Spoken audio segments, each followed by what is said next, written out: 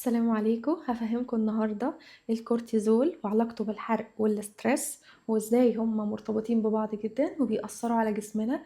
الكورتيزول الكورتيزول اللي مجننا ومخلي الناس كلها عايزة تحلل الكورتيزول، عايزة تشوف ايه المشكلة بتاعتها في ايه. طب انا ليه ما بنزلش على الميزان؟ طب انا ليه نزولي بطيء؟ طب انا ليه عندي مشكلة ومش باينة في التحليل؟ طب اعمل ايه؟ طب اكشفها ازاي؟ هقول لكم كل التريكات اللي محدش عايزكم تعرفوها، هفهمكم بالتفصيل يعني ايه وايه اللي بيحصل. تابعوا معايا لحد الاخر. اول حاجة الغدة، انا عندي الغدة الدرقية، دي مسؤولة عن تحويل هرمون التي 4 للتي 3. طب اقول لكم الاول الغدة الدرقية دي مكانها فين؟ مكانها في الجزء ده. لما بيحصل فيها اي التهاب او تحس ان انت في اي خلل في لخبطة الهرمونات بتاعتك وان انت الحرق بتاعك قليل جدا او في تورم في المكان ده، لازم طبعا نعمل تحاليل ونعمل سونار على المكان. طب انا مفيش اي اعراض، بس انا ما مش عارفه انزل على الميزان، حاولت كتير وعملت دايت كتير وبيبوق دايما بالفشل، يبقى لازم تسمع الفيديو ده، هيفرق معاك كتير. اعمل ايه بقى؟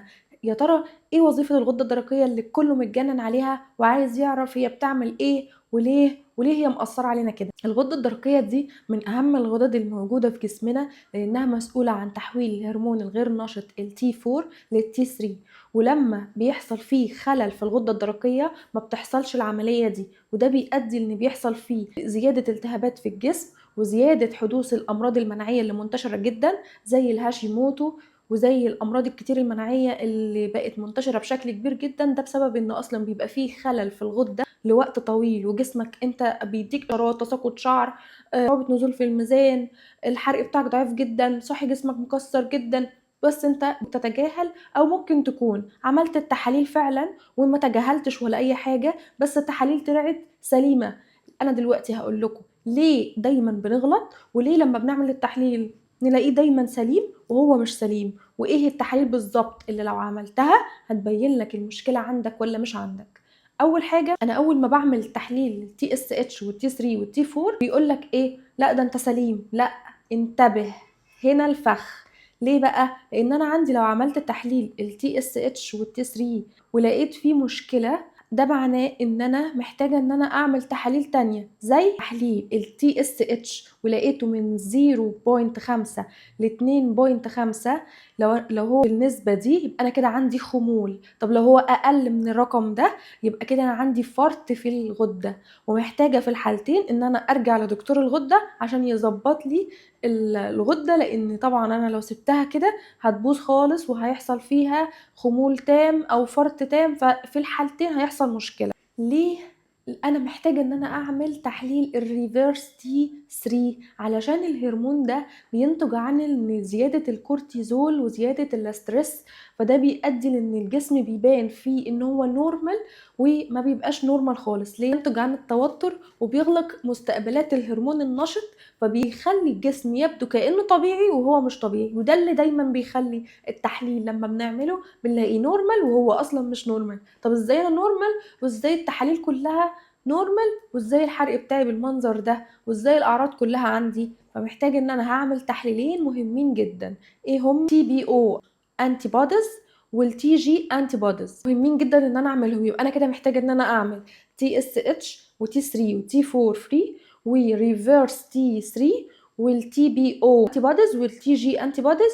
وكمان في فيتامينز مهمه جدا جدا جدا لازم نتاكد ان هي سليمه، الجسم يعرف يستفاد ويعرف يحرق كويس، ونقصها بيأثر على الغدة. حتى لو انت ما عندكش غدة والفيتامينات دي ناقصة هتخلي جسمك حرق قليل وفي حالة خمول وتعب.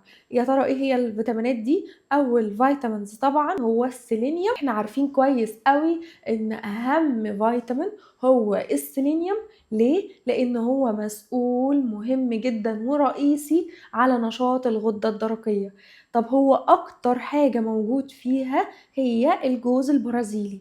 ده لو خدنا منه حبة واحدة بس في اليوم انت كده خدت كفايتك من السيلينيوم في اليوم كله، وهيديك كل الفايدة اللي انت محتاجها للسيلينيوم، ومش هتبقى محتاج تاخد سيلينيوم كمالتي فيتامينز، وهتبقى هي دي بس كفاية. كمان في فيتامين مهم جدا وهو الزنك طبعا احنا عارفين ان هو مهم جدا للشعر، ومهم برضو للغدة، ومهم لنشاط الجسم عموما، ومهم للبشرة والضوافر.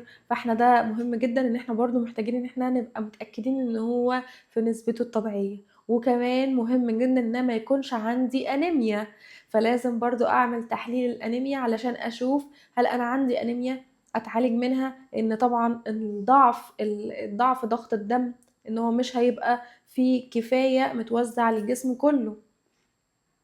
وفيتامينز د طبعا كلنا بصفة عامة ما بنتعرضش للشمس الصبح، فمحتاجين ان احنا نتعرض للشمس الصبح في الفترة من الساعة 6 الصبح للساعة 8. دي بس الشمس المفيدة اللي فيها فيتامين د نتعرض ليها بدون ما يكون في ازاز بينك وبين الشمس، بدون ما يكون في ستارة طبعا، وبدون ما يكون في لبس على، يعني مش كل الجسم يكون متغطي، يعني على الاقل الدراع لحد الكوع، الوش كده، بحيث ان انت تقعد تحت الشمس شوية فتستفاد الفيتامين د في جسمك يتأكتف، بدل ما احنا نتعرضش خالص للشمس المفيدة. ودايما بنتعرض للشمس اللي مليانة بالأشعة الالترا فايلوت اللي اصلا مش مفيدة خالص، وان احنا مش هنستفاد منها اي حاجة. طبعا اهم حاجة كمان ان احنا ناخد كفايتنا من النوم.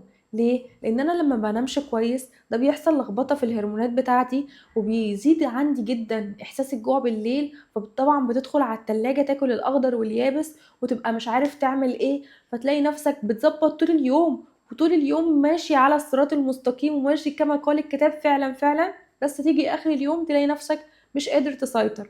ده ليه؟ لان بيحصل لخبطة في الهرمونات، بدل ما انت المفروض تجوع الصبح، لا، هرمون الجوع الليبتين والجريلين بيتلخبطوا، فبتلاقي نفسك لا انا حاسس بشراهه جامده قوي في وقت اصلا المفروض تبقى نايم فيه، وجسمك بيفرز بقى الجروس هرمون علشان هرمون النمو، علشان تحس ان انت الصبح عندك طاقه ونشاط اكتر. لا، تصحى كمان عندك خمول وجسمك وجعك والكولاجين في وشك يتكسر، عضلاتك توجعك ويحصل كرامبات وشد عضل. طب ليه؟ علشان انت ما بتنامش كويس وما بتاخدش كفايتك من النوم. طب انا لو نمت كتير يعني هيبقى حلو؟ لا، انت المفروض تنام من 7 ل 8 ساعات، بس ما تنامش اكتر من 9 ساعات، لان انت لو نمت اكتر من 9 ساعات انت برضو هتصحى جسمك تعبان ومكسر، واحنا كده ما استفدناش. فاحنا محتاجين ان احنا ننام يعني ماكسيمم من 6 ل 8 ساعات اخرك، ولما هننامهم ما ننامهمش متقطعين، نحاول ان احنا نثبت ميعاد النوم بتاعنا ونصحى في ميعاد معين وننام في ميعاد معين، بحيث ان احنا نظبط الساعة البيولوجية بتاعتنا ونظبط الهرمونات بتاعتنا، ما يحصلش لخبطة بين الليبتين والجريلين، وتلاقي نفسك جعان في وقت المفروض تبقى شبعان فيه، ولا شبعان في وقت المفروض انك تبقى جعان فيه. فتبقى عندنا الحرق بتاعنا يتظبط، الغدة تتظبط، النوم بتاعنا يتظبط. لازم ناخد المالتي فيتامينز بتاعتنا. طبعا انا لو عندي توتر زيادة، الاشواجندا مهمة جدا للغدة، ومهمة جدا للستريس، ومهمة جدا للكورتيزول عموما، بتقلله جدا. فاحنا لو خدنا الاشواجندا تحفة وجميلة جدا، وفي منها سبلمنت كدواء بيتباع في كل الصيدليات، وفي منها كباودر.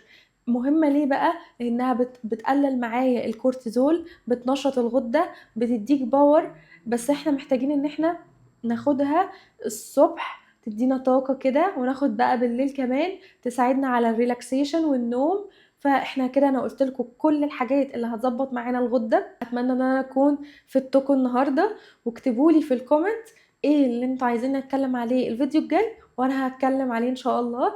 نورتوني، ومبسوطة جدا ان احنا بنكبر كل يوم عن يوم. اشوفكم على خير ان شاء الله.